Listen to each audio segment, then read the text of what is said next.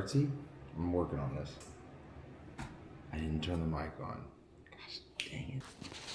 Good morning. I'm not sure exactly what all I think when we say that we are made in the image of God. But part of it, I believe, is the calling voice of God is sounding out in the caves and caverns deep beneath the soul of our souls. And it is by obeying this call that we learn who we truly are and what we can become. So if I do not seem to hear him speak from outside, and if there does not seem to be any message from the sky, then I must listen to the voice that is within me. For that voice too is the purposeful calling voice of God to us. Not many of us have the confidence in ourselves to listen to that whispering voice that comes from within. Most of the time, we do not even hear it. But it doesn't matter because we wouldn't trust it. We cannot believe that this inner voice is capable of leading us due north. We seek advice from friends and professionals, disc jockeys and deer abbeys. We put out a fleece, we flip coins, we take aptitude tests. We do everything but believe that we could possibly have the answers deep within. The message of Paul in this place is that the calling indeed comes from the lives of the unlikely and the foolish. You think that you are unlikely, well, you're not. You have difficulty believing that God could do great things in you, well, he wouldn't.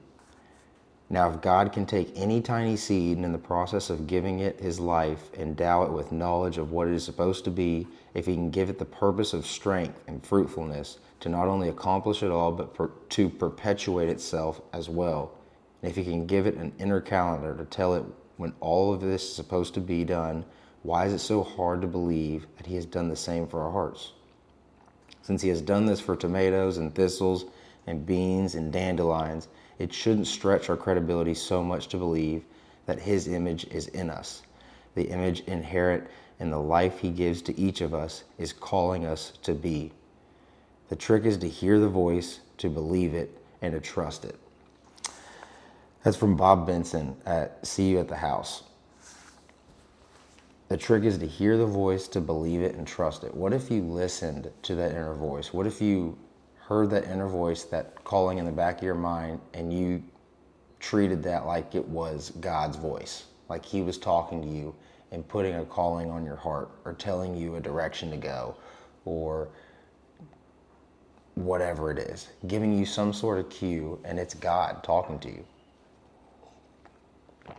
Lately, I've been doing this, and I've been kind of flashing back to times when I took action and I didn't.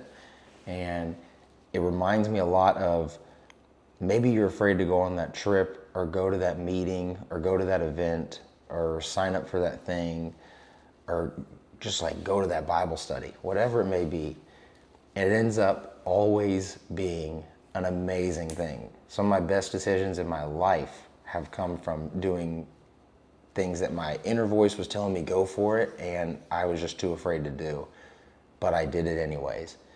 And I think also about how many times I've missed out on those opportunities. So what if you treated that inner voice as God? I think we're so caught up in trying to get the opinions of others or do research or pull up the last saved reel we had of great advice, when the reality is there's a voice in your head, and it's instilled by God, by a creator of the universe and the creator of you and I and this whole body of people on earth. And that voice, trust your gut, is right. I know it's a cliche, but it's a cliche because it's true. Trust your gut. Listen to that inner voice. I mean, I put LOL when I read that part. We talked to professionals and friends, we flip coins, take aptitude tests. We literally do everything except for look internally. And we'll spend money, we'll go to extreme lengths to absolutely ignore the thing that's free and that's right here in between the ears. We have to simplify our lives a little bit. We get caught up in kind of keeping up with the Joneses and what everyone else is doing and everyone else's opinions and all this crazy stuff when it's always been simple. I think a lot of people use the phrase, including myself, I'm talking to myself here, coincidence, or that was lucky. And I am eliminating those words from my vocabulary as best as I can daily. And it's changed my perspective completely, because if you believe that God, there's a creator that put you and I together, nothing's a coincidence. and nothing is lucky. Those don't exist, okay? They're divine intervention. What if you treated those things as divine intervention? What if that moment, there's a reason you think of that buddy just randomly in the car, or when you wake up, or you had that dream about them. I don't know. You don't want to always be looking for, oh God, this is a sign from God, this is a God wink, and overdo it. But you know what I mean? If your heart really pulls like about that friend that you should call them, I would encourage you to test it. Because every time I've tested it and taken action, it's ended up being a great thing. I have a great conversation with that person. They needed me. Oftentimes we forget how important human touch is, and like care and love. Just a simple pat on the back, or just calling that friend. So I'd encourage you to test that inner voice. If you like this, let me know your thoughts. Guys, I'm just trying to record and share you guys. I'm not trying to structure this at all. I'm just kind of going with where God's kind of leading me to share. Would love to hear your feedback. I love hearing y'all's stories. And if you're thinking of that buddy right now, if you're thinking of that buddy that might need to hear this, go ahead and send it to them, or just tell them, let it come from your own mouth. I don't really care. I just want people to interact with and talk to about this stuff. And it's always encouraging to hear a good story or see this help people. So with that, keep stacking days. I'm gonna go hit this early morning run, getting everything done before 7:30 a.m. And I am so tired, but I got some miles to crush.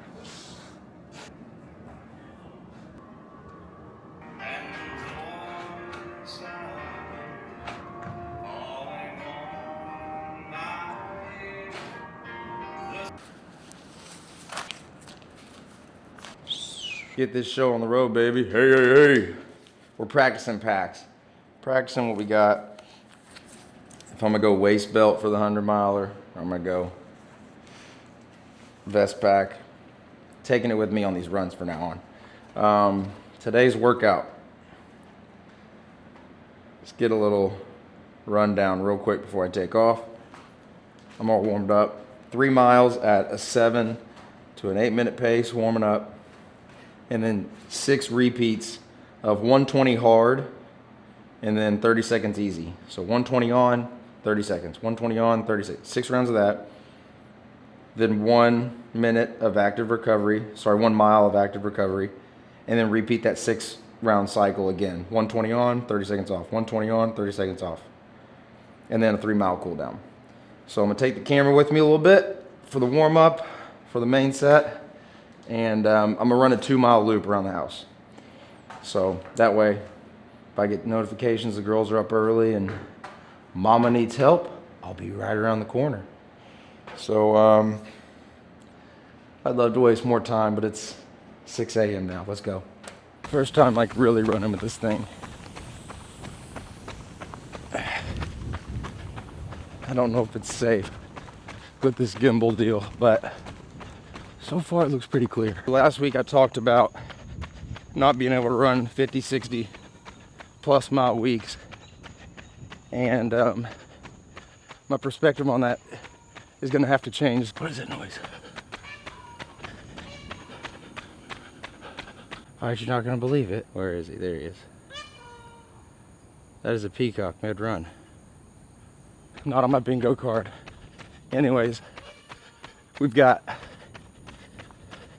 a lot of catching up to do for this 100-miler. So basically we're gonna cram 40 miles of running between Friday, Saturday for the next 8 weeks, where I'm doing like 10 to 12 in the morning, 10 easy in the afternoon, wake up in the morning, repeat that process. And the objective is just to build a little more durability between Friday and Saturdays during the training week. So ramping up run volume for that 2-day period, just to get comfortable with, that's 40 miles in 36 hours. It's gotta help, right? It's gotta work. So taking a stab at doing the thing, because like I said in my last video, I want to win it. Let's see if we can win it. Give it our best shot. So why not go all in? That's our plan. Let me know what y'all think of this video style. You know, having the more stabilized approach, because it is a lot of work. But if this isn't really helpful, you just prefer I go back to the iPhone videos, I'll absolutely do so. But this is helpful, easier to watch, communicates the message better. I'm all for it. All right, got about 1 more minute and then we're getting started on the intervals. And I'm gonna just put this thing down, get to work, start hammering and update you all halfway. 40 minutes in, and the boy's feeling a little beat up. I got a little PT work done yesterday because my left leg's kind of giving me trouble. And I swear, after you get like a massage or anything like that, the next day's always just like a little inflamed. You didn't drink enough electrolytes or water, or maybe you just really needed it. So your legs feel super heavy. 620 pace on every 80-second or 120 interval. So that's okay. That's just about the slowest we want to be. I think on this next round of 6, I need to go really hard and send it and be like under a 6-minute pace to feel like I squeezed all the juice out of this session. I think you got to play with the rule of thirds. A third of the sessions will be crappy, a third of them will be okay, and a third of them will be great. Right now, I've strung together a couple tough, crappy sessions, but I know the good ones are coming, so that ain't no thing. All right, that's a wrap. I did finish them faster. Last 6 intervals were around a 6-minute pace.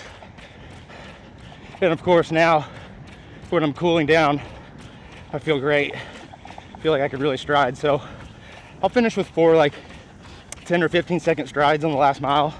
Remember, it's a 3-mile cool down, so first 2.5 I'll kind of just chill. But that's kind of the signs of a longer endurance engine. I'm brain farting, but you know what I mean. The ability to kind of get better as you go further, and I feel like I definitely have built that.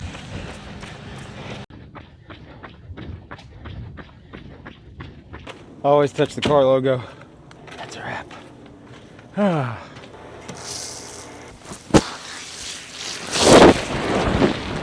Somebody took the soap. Oh shoot. I just definitely got the mic wet. All right, we're learning. Good morning. Good morning, girl. Oh. Hey.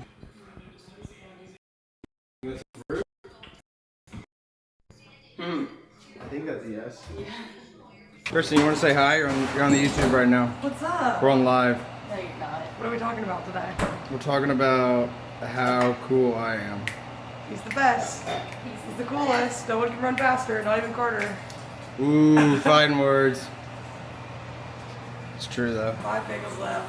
No, actually, she's there for like, oh, I was like, what is it? This shit was crazy. Back at that. What we got right here? 3 eggs, 2 yolks, 1 white, a little spoonful of God's cheese, a full bagel.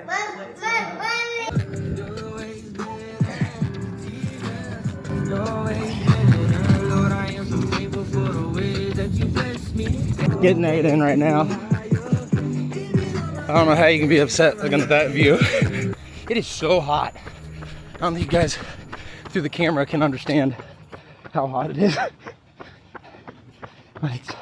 I'm drenched. Overall, about almost 20 miles on the day. Stacking, baby. My buddy Nate, him and his son at the airport ran into Cam Haynes, and his son's wearing a freaking Stacking Days hat. So awesome. There we go, girls. What y'all think? Was that fun? Hey.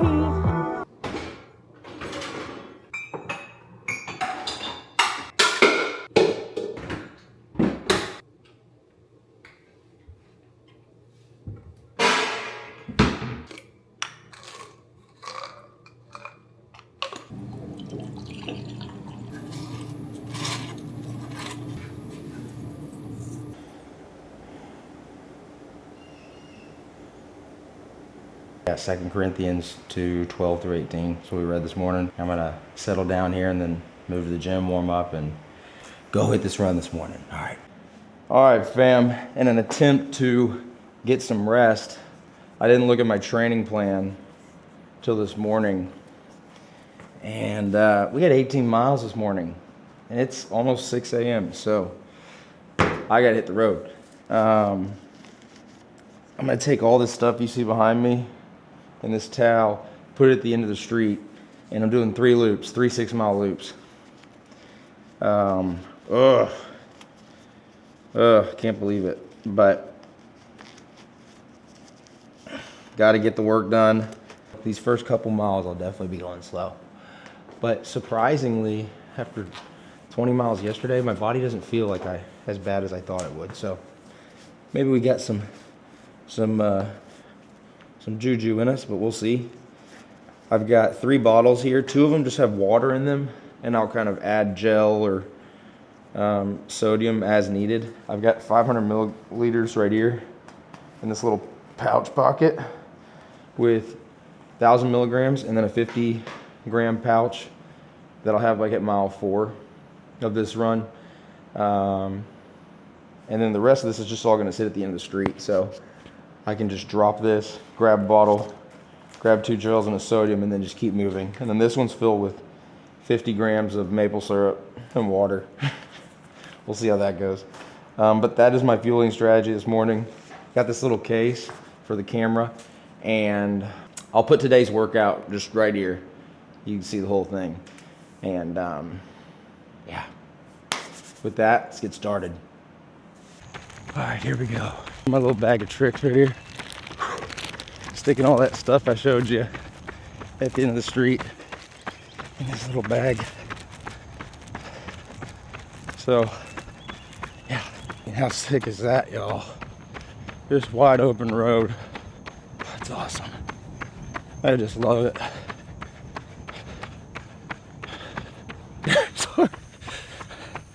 I'm learning how to film. Y'all, so bear with me. We're 3 miles down, just about. Moved into that 8-minute range. Oh boy. No, taking it easy, but 3 miles in, you can see how hot it is already. Heart should not be pumping this bad, but I'm gonna call it an accumulation of a little tiredness and just sick, nasty humidity. Morning, brother. How you doing? How are you? I'm good, bro. So the guy I just passed is the same security guard around here who filmed that video on Instagram of me running with the girls. The second one with all 3 of them.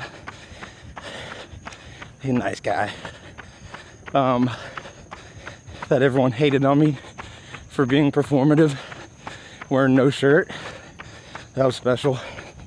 Just getting the legs warmed up. They take a little longer these days. Oh well. Just open roads, baby. Got a 50-50 shot on whether or not Tekla makes it out this morning to do a little bit of filming. I always love it when she gets to come commentate.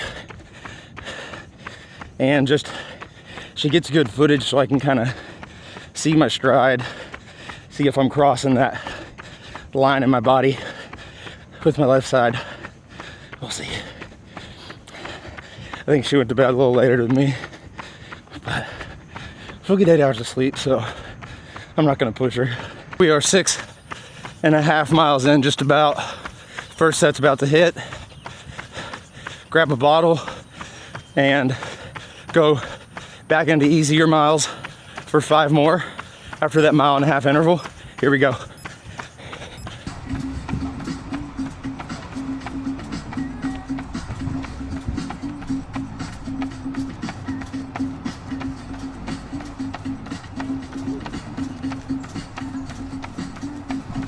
And you're allowed to commentate if you want. We'll go right? No, I have to go left. Okay, I'll go left. Oh my God, Kyle. What if he sees me? He'll think you're a good sister. Oh my god. Gosh. Hey guys, I'm going on a date right now, and Kyle just saw me as I was leaving to go meet this guy. I'm already late. I'm the best sister ever. You are the best sister ever. I am lucky. Hope y'all can hear My me. younger sister, Kristen, she can cook. She can't really clean. But she comes and supports me at Ironman races. For that, I'm eternally grateful. Okay, you want to go to your breakfast? You love you. How about that? We got a little help from Kristen. She was on the way to her breakfast. And it's her fault that she came my direction. So I had to make her film a little bit. I do this for us, guys. I do this for us. We're on the last mile here. Last mile. About to lap the watch. Hit it. Needs to be under marathon race pace. Ideally something like 6:30 would be really good. So here we go.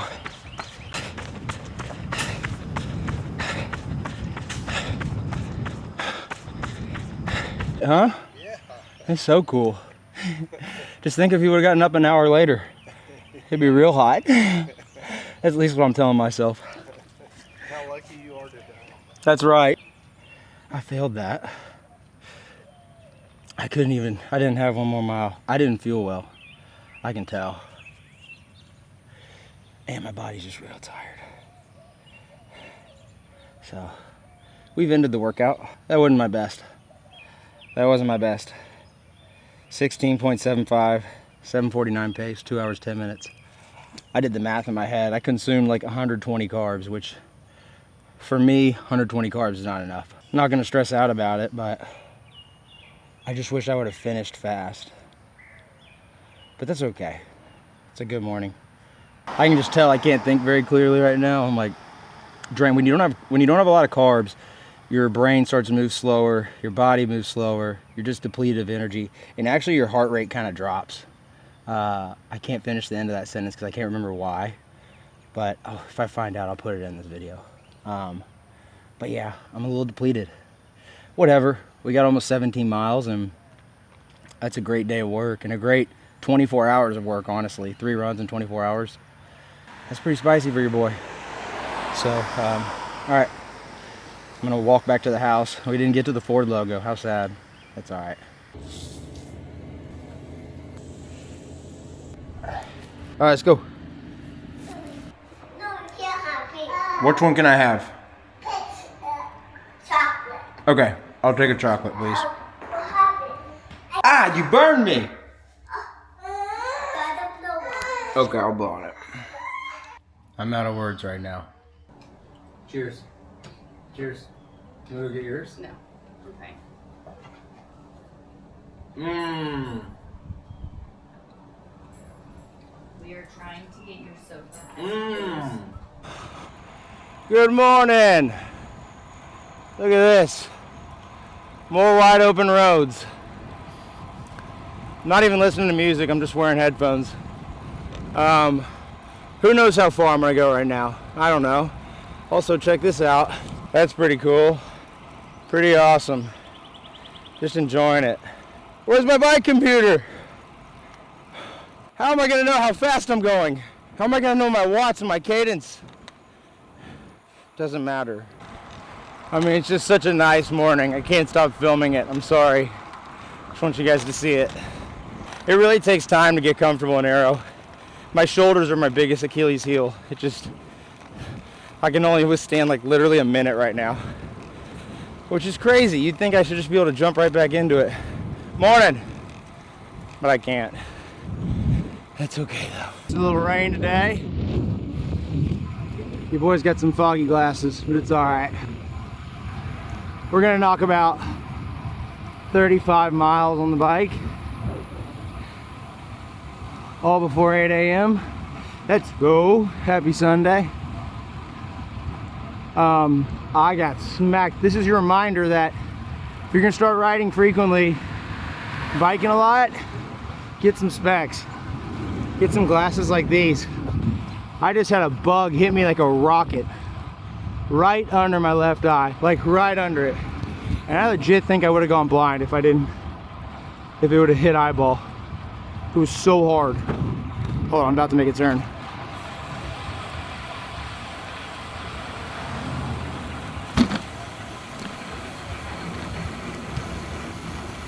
Holy cow. Okay. That sucks. Turning with this thing, not having access to the right brake sucks. Yeah, I think I would have lost an eye if I would have gotten hit in the eyeball. The thing was coming in so fast. I mean, you got to think you're going 20 miles an hour or more out, and then some bug's probably not flying too slow coming at you. Bam! Impale the eyeball. So wear clear goggles, even if it's not sunny out like today. I'm so thankful I wear these things all the time. It's just like when bugs get in the eye, doesn't it just suck? I feel like for the rest of the day you're thinking like, how long is that bug gonna be in there? Is he dead? Is he alive? Is he crawling into my brain? I probably have a lot of bugs, but I'm learning. It's part of the process. Happy Sunday.